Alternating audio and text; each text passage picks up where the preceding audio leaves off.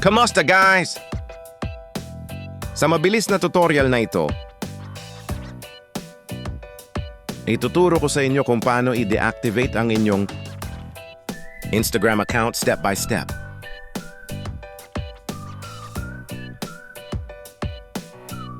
Una, buksan ang Instagram app at itap ang iyong profile picture sa kanang bahagi sa ibaba.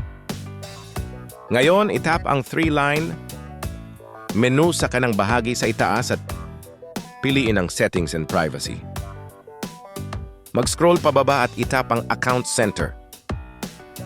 Pagkatapos, piliin ang Personal Details na sinusundan ng Account Ownership and Control. Itap ang Deactivation or Deletion.